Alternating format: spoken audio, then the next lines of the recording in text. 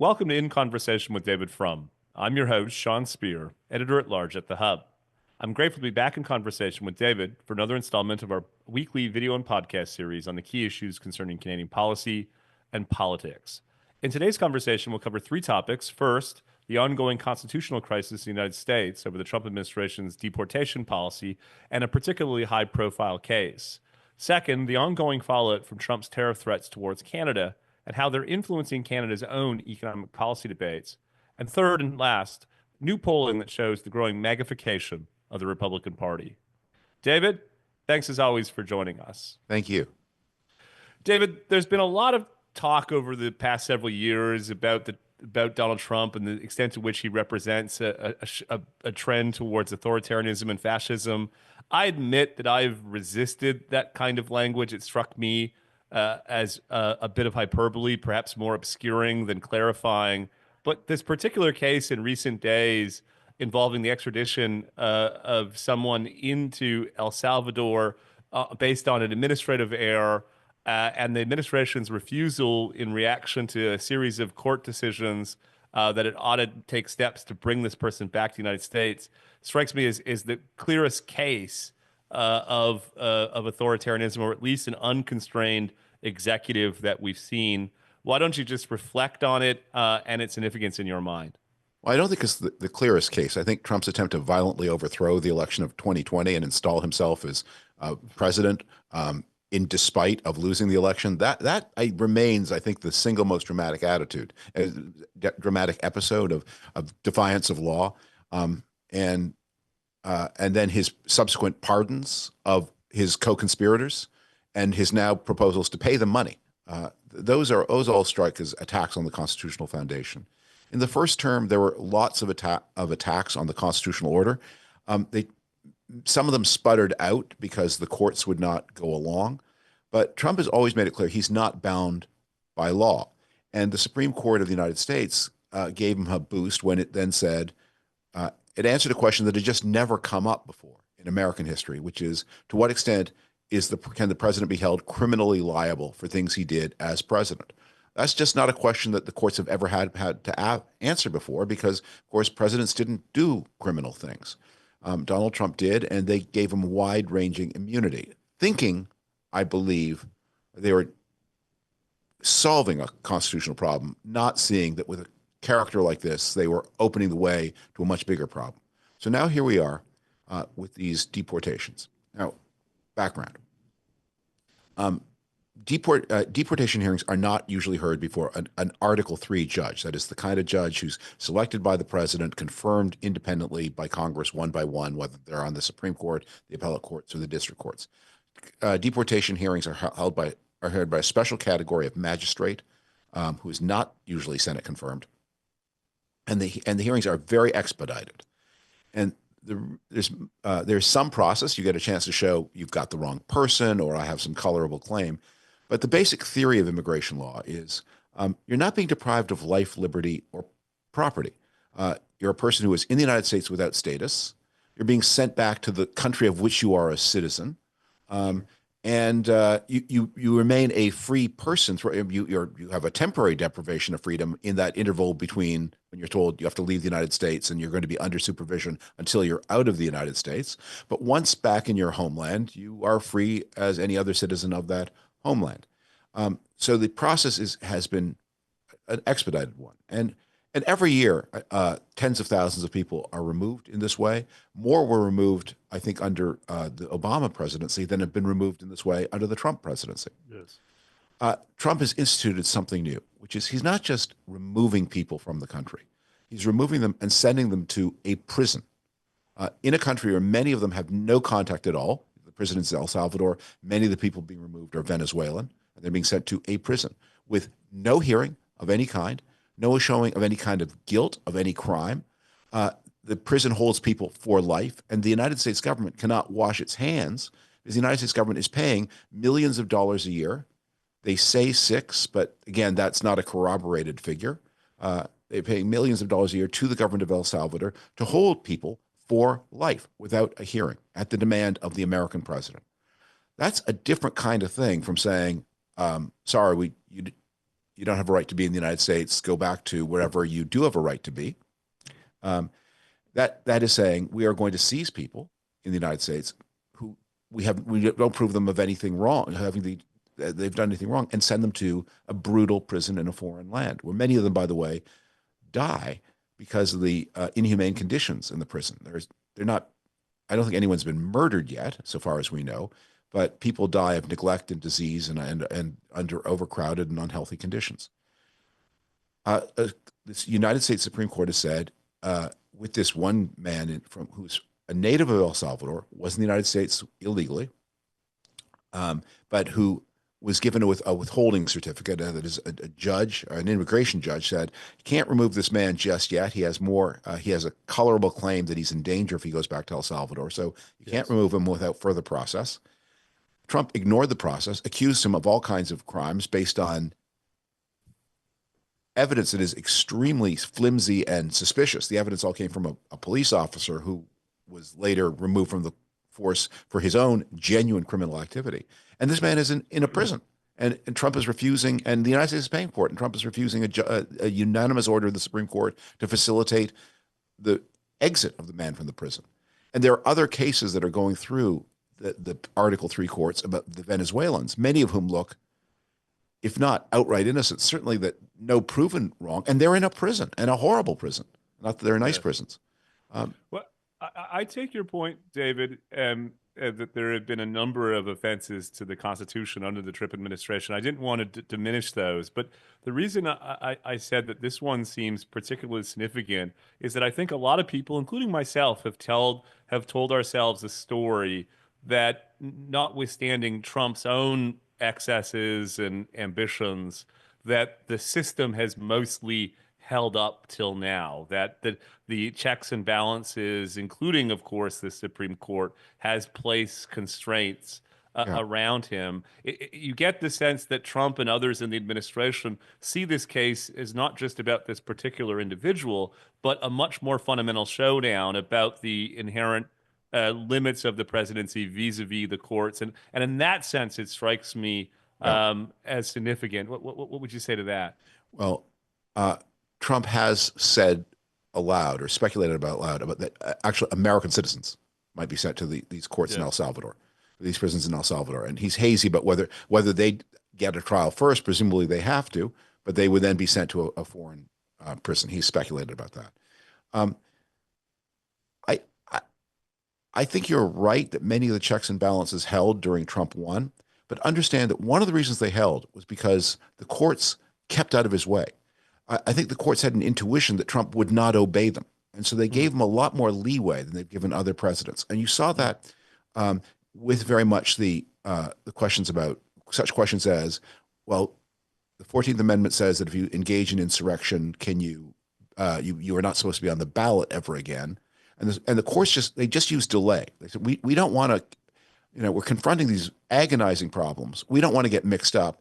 We are hoping that Trump will lose the 2024 election. So we're just going to keep out of his way and not exert our authority.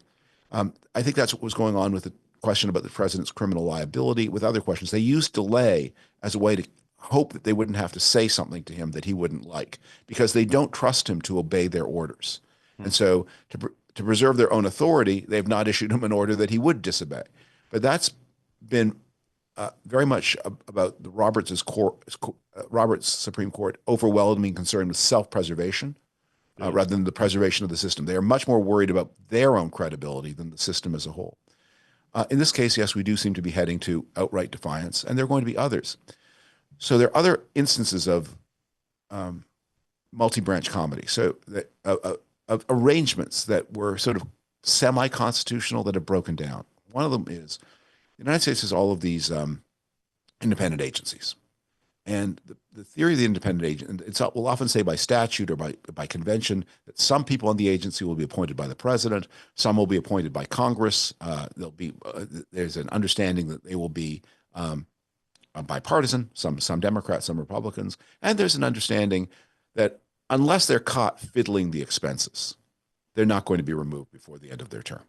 The president theoretically, the president can remove them, but the understanding is the president's only going to remove them for a big reason. And then there's certain jobs where this has been the practice. The FBI director, the FBI director is only supposed to be removed for a big reason. And the one FBI director who was removed before Trump came on the scene was an FBI director removed by President Clinton because of accusations of fiddling the expenses that were filed by the Bush administration before Clinton. So the Bush administration had this report on the way out the door. They left the recommendation to Clinton that the director be fired for fiddling the expenses. And the Clinton people then spent months trying to pressure the director into resigning voluntarily so they wouldn't have to do this. Trump fired 2 FBI directors. And it now is very plausible that he's on his way to firing or trying to fire a Federal Reserve chairman. And again, Yes. Can he do it? Presidents have never done it before. Trump is not just ignoring judicial authority, but he's also breaking understandings with Congress about the way the president and the Congress would cohabit. Yeah, a ton of insight, David. This will be an issue that we continue to follow. One of the virtues of shifting our conversations from bi-weekly to weekly is that we can continue to track them, and I'm grateful for your wisdom. Let's transition the conversation, if you'll permit me. In addition to speaking with me each week, you're now moonlighting as your own podcast host. Congratulations for the launch of the DavidFrum show. And, I feel like Rhoda, who's been spun off from the Mary Tyler Moore show and is going to try to do it on her own instead of being a subordinate cast member. And just this week, in fact, today, April 16th, you released the second episode. I'd encourage people to check it out. They can find it on YouTube and other podcast platforms, in which you speak with Ontario Premier Doug Ford about, amongst other issues, how the Ford government is thinking about Canadian economic policy in the face of Trump's threats and provocations. It reflects a broader subject that you and I have talked a lot about, including last week in Toronto, and that is the risk that Canadian business leaders and policymakers use the Trump administration's step back from free trade to themselves embrace protectionism and statism and all the rest. Why don't you just reflect on your conversation with Frum and some of these bigger intellectual developments manifesting themselves in Canadian politics? Well, Premier Ford, who was very gracious, came on the podcast. It was very interesting, and I tried to encourage him to help Americans understand how Canadians feel about what has happened, not just the facts and figures about how involved the two countries are. But he said one thing that made my ears pick up, that reflected on our conversations online and offline. He talked about how Canada is, of course, an aluminum superpower because of cheap and abundant hydroelectricity, which is a very important ingredient in making aluminum. Canadian aluminum is cheaper than American, it holds a huge part of the American market, and Trump has put on tariffs to try to bar Canadian aluminum from the U.S. market. America produces about 20% of the aluminum it uses. So this is a futile and self-harming act, and Canadians are understandably aggrieved. Because, again, the Canadian, just as the American aluminum industry is not big enough to meet American needs, the Canadian aluminum industry is much bigger than Canada needs. And it makes its living by exporting to the United States, where aluminum is used for so many products. So President Premier Ford mentioned, well, we're thinking not just about exporting, in this world where we can no longer export aluminum, maybe Canada should make its own aluminum cans. Canadians tend not to do that. The aluminum is exported and the cans come back, often wrapped around beverages that are made in the United States. And if the issue here is that Canadian entrepreneurs have not organized themselves to make cans in Canada, and that in this crisis there's a genuine market opportunity for the creation of a Canadian aluminum can industry, and maybe that industry needs some incubation, then that's the kind of thing that provincial governments do. But what I worry about is it means the Canadians are thinking as they used to think back in the 1970s. If you produce a raw material efficiently in Canada, there are more jobs to be had by going up the value chain, even if you do so in a way that isn't economically efficient. And you should somehow try through government allocation of capital, through various kinds of protectionism, to get those up the value chain jobs in Canada by non-market means. And Canada's experimented with this. I mean, it's not a thing to discuss in the abstract. Would it be better to use government subsidy and trap capital to go up the value chain? Canada's tried it, and it doesn't work. It does produce jobs, but as Milton Friedman say, you want to produce a lot of jobs, ban farm machinery. Yeah. The idea is not just to create, yeah, we can all go back to, there are lots of jobs in subsistence agriculture. Um, the point is not to create jobs, it's to create jobs that pay well, and the jobs that pay well in real money that can buy more and more goods and services all the time. And that, if that's your goal, not only more jobs that pay well and pay more than the increase in the price of goods, then this state incentive to go up the value chain is a big mistake. Now, again, no qualm if Canadian entrepreneurs need a little bit of a nudge to try some new opportunities and they seize the moment. No qualms about that. But if the idea, and you're hearing more and more talk of this in Canadian circles, so going back to the import substitution of the 70s, to trapping capital in Canada, requiring pension funds or registered retirement savings plans to keep more of their capital in Canada, and then making cheap capital that can be used for made in Canada jobs. This is a very dangerous path. It's been tried before. Yeah. It's failed before. Yeah, well said. And to your point, David, this is hardly the monopoly of one party. Doug Ford may be talking about a made in Canada aluminum can. Mark Carney's on the election campaign federally talking about a made in Canada car. And I was at a session this week with business leaders who were similarly making the case for why their particular industries require particular protections and supports and so on in this so-called new world. One gets a sense that there is something of a race to the bottom here, where Yeah. we risk kind of relearning the lessons of the past. Well, a great and vivid writer about trade who lived a long time ago, Henry George, has a arresting metaphor. He said, to introduce a tariff bill into a parliament or Congress is like throwing a single banana into a cage of monkeys. One will get it, and soon all the others are screeching. And in the United States, you see this in that, um, there's a kind of house of Jack bill. You protect the car. You protect the steel and the aluminum out of which the car is made. Then you have to protect the car.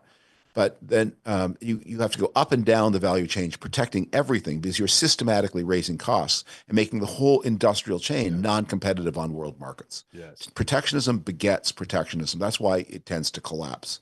And sooner or later, by the way, it begets capital controls because these inefficient industries use capital. Among the things they also use less efficiently is capital.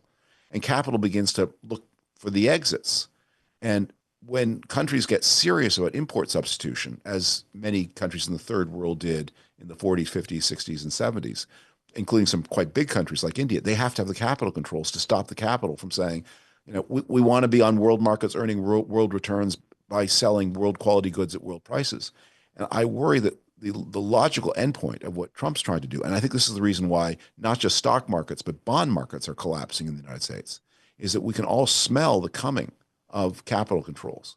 Well, to tell Canadian pension plans and Canadian savers how their money must be deployed is also a form of capital control. Now, it's a nicer form. You get a certain subsidy if you use your capital the way the government wants.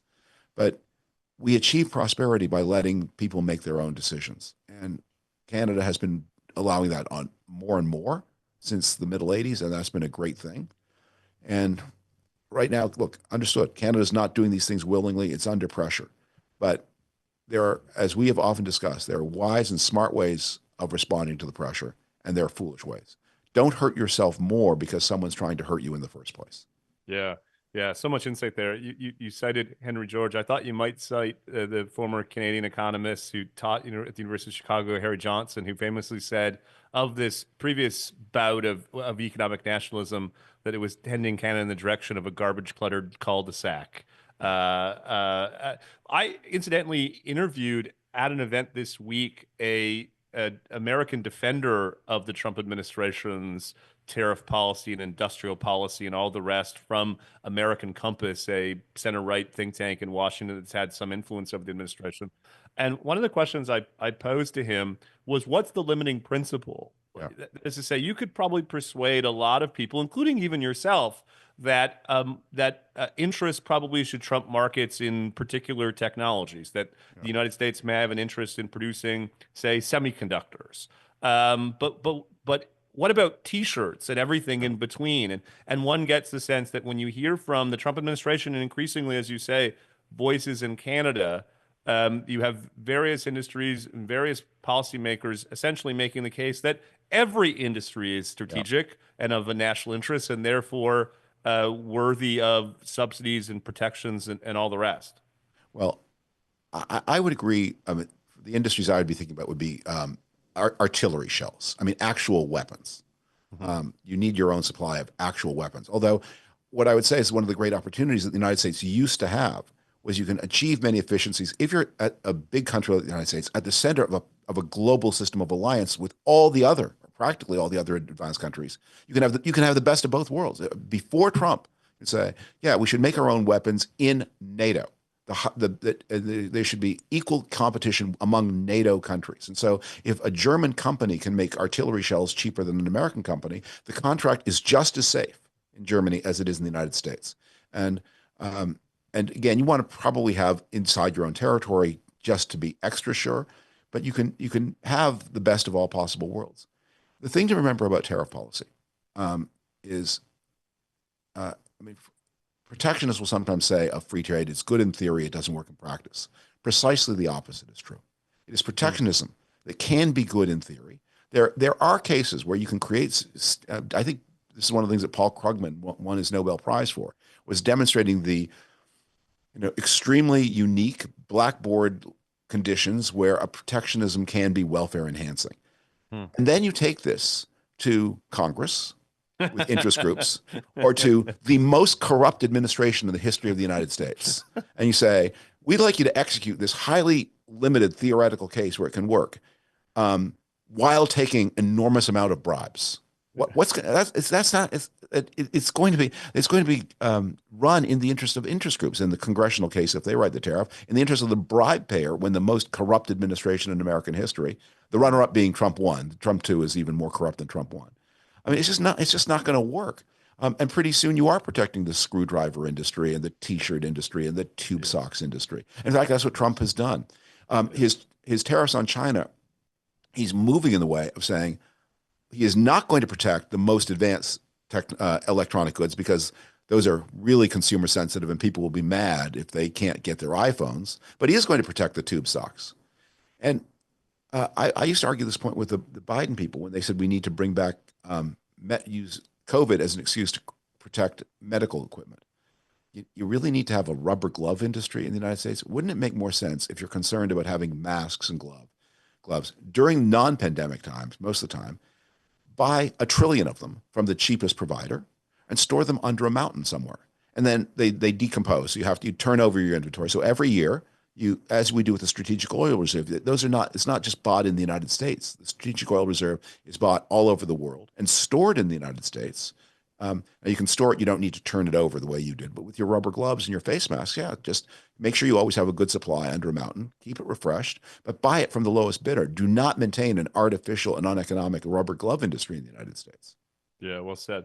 So far, David, we've talked about Trump's influence on American institutions, including this growing battle with the courts. We've talked about the administration's influence on political economy, including the extent to which it's now expressing itself in Canada. I want to wrap up by talking about his influence on the Republican Party itself. A new NBC poll shows that shows a considerable rise in the share of the American population in general and Republicans in particular that now call themselves MAGA supporters. This is driven in large part by a substantial increase in Republicans who self-describe as MAGA, going from 55% on election day in November to 71% today. Talk about these numbers. What do you make of them? I think Friedrich Nietzsche explained them along a century and a half ago. He has an epigram in which he says, memory says, I did this. Pride says, I cannot have done this. And after a struggle, memory yields. So I think a lot of Republicans, a lot of people cast a vote for Donald Trump in 2024. And that vote is already calamitous. We're seeing it lead to economic collapse. We're seeing it to lead to massive corruption, self-dealing.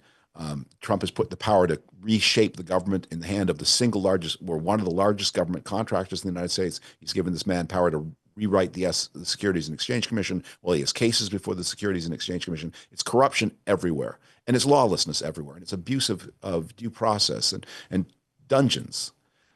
Everything that America is supposed to stand against, it stands for. A betrayal of Ukrainian soldiers in the field, the blowing up of allies, appeasement of Russia. Um, as you become aware that that's what's happened. I mean, some people say, you know what, I made a mistake with my vote. I think enough people will say that the system will correct itself. But a lot of people say, I wasn't wrong. Everybody else was wrong. And maybe, Hmm.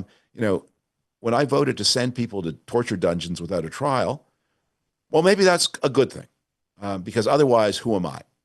Maybe blowing up the world economy and all these stupid tariffs, maybe they're a good thing, because otherwise, who am I? And so, out of the need to self-justify, people end up adopting attitudes that are really pretty shameful.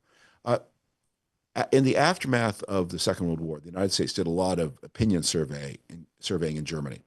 And one of the questions they asked gave Germans a choice between three options. Was National Socialism, the survey asked, a bad thing, a good thing, or a good thing done badly? Hmm.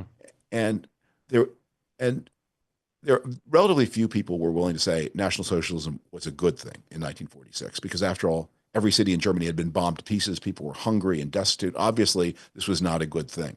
Yes. But uh, there were, I'm going to forget whether a good thing done badly was like the first place favorite answer, the second place favorite answer, but a considerable number of Germans insisted it was a good thing done badly, and they did that. They said that not because I think they were diehard Nazis who wanted to go back to world aggression, but because they just couldn't face what the bad thing answer said about them. If it was a bad thing, why did you support it? Well, it was a good thing. It was just a good thing done badly. I think that's what a lot of MAGA people are going to say, and maybe we're going to have to take it, because one of the other lessons from German history was when you're trying to bring people back onto the path of democracy, a country that has gone off the path can return to democracy or can do justice, but not always both.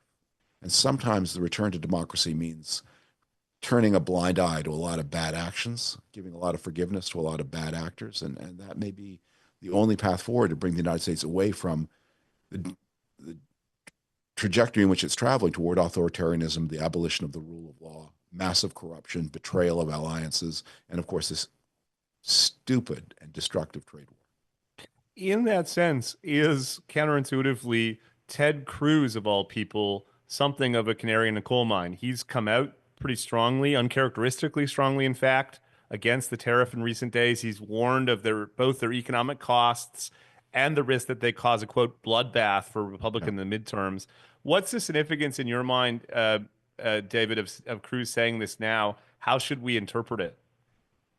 It's of course welcome. I mean, Ted Cruz is a highly intelligent senator, unlike some of the others who have been more supportive of Trump. He knows exactly how catastrophic the tariffs are. And of course, he represents Texas, a major industrial state, highly integrated in the Mexican economy. He every day, I'm sure he hears from people say, you know, I'm building an office building in Dallas or Houston. The windows are supposed to come from Mexico. There's going to be a tariff on them. I don't know how much.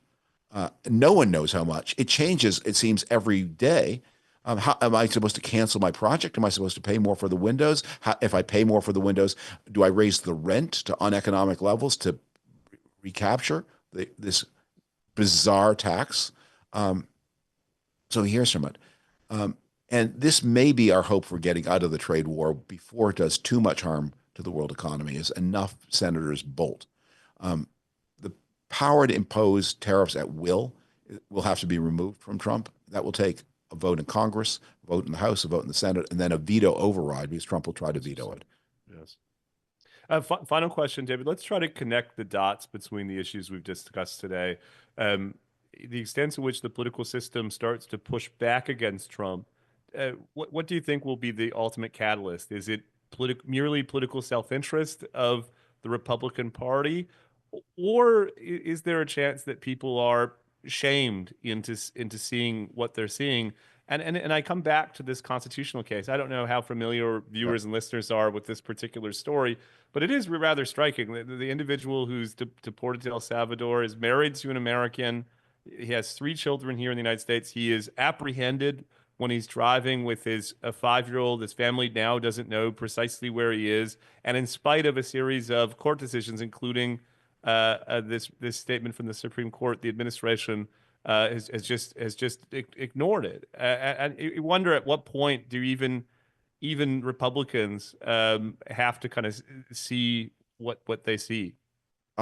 Look, the moment of shame kicking in was January 6, 2021. If you were able to get past that, you'll get past sending people to dungeons, even if this man who's been sent to the dungeon is dead, as he may be. He was either died of sickness or beaten or had a heart attack. It's possible that he's not even alive. You got past January 6, 2021, you can get past anything. But Trump has, the mistake he's made is not that he's underestimated the integrity of Republicans. I think he's got their measure. The mistake he's made is if you want to build an authoritarian regime, you need to deliver a lot of prosperity at the beginning. Vladimir Putin's early years in power were highly prosperous years for Russia. Viktor Orban in Hungary, I won't go into all the details of this, but he made some very important decisions that meant that during the Euro crisis of 2010, Hungary suffered less than any of its neighbors did. So that's how you get the legitimacy to then destroy the political system. And Donald Trump, in his first 3 years of his first term, by and large, kept his hands, avoided doing too many stupid things too early. And when he began doing stupid things in the bottom of 2018, they were overwhelmed by the larger catastrophe of COVID that obviated the trade decisions he was making in 2018 and 2019 and sank them in a global catastrophe that Americans generally accepted was not Trump's fault, although he made it worse, but they didn't want to believe that. This time, it's clearly he's made a series of decisions of unimaginable recklessness and foolishness. He changes his mind every day. It's spectacular. He is clearly responsible for things that I think that everyone sees are dumb, and job losses. People have lost money in the stock market. Institutions have lost money in the bond market. The mortgage rate is heading toward 8%, and it does look like job losses are going to begin to accumulate by midsummer. The American economy is very big. It doesn't show pain right away. And of course, it's protected because importers did amass big inventories of things in the first quarter of the year.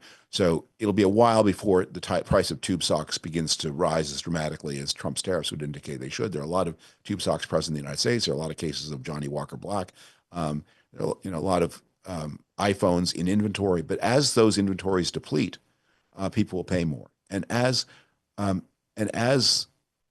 builders in particular begin to face, my Mexican or my European windows, doors from other countries, all kinds of components. Those are all costing more. There'll be a slowdown in construction. Those things are all coming, and they will soon be felt. And although Trump has a lot of ideas about how he can tamper with the integrity of the 2026 elections, those only work within limits. Trump will try to compromise the congressional elections in places like Wisconsin, places like North Carolina. He won't be able to do it in the states of New York and California, where there are Republican states at risk. Members of the House and Senate may begin to sweat that they are facing a 40-seat disaster in the House, 3 or 4 seat or more disaster in the Senate. And that will call some of them back to the path of not democracy, at least self-preservation. A great way to wrap up a pretty wide-ranging conversation. Just again, to remind our listeners and viewers, as much as they enjoy hearing our conversations weekly, they can also hear David now twice monthly, coming out every Thursday, I believe, right, David? Every Wednesday, pardon me. Yeah. It's every week. Every Wednesday we drop a new one. The first was Rahm Emanuel. The second was Doug Ford. That dropped on April 16th. And we have more exciting programs coming up every Wednesday, and it's called the DavidFrum Show, hosted by The Atlantic. Brilliant. I look forward to catching up with you, David, next week. Thank you. Bye-bye.